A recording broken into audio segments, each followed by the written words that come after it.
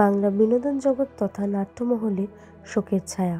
প্রয়াত বর্ষীয়ান অভিনেত্রী ও বিশিষ্ট নাট্য ব্যক্তিত্ব ভদ্রা বসু।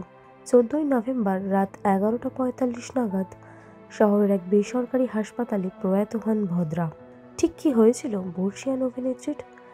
মেয়ে আনন্দী জানান, 1 মাসেরও বেশি সময় ধরে অসুস্থ ছিলেন অভিনেত্রী।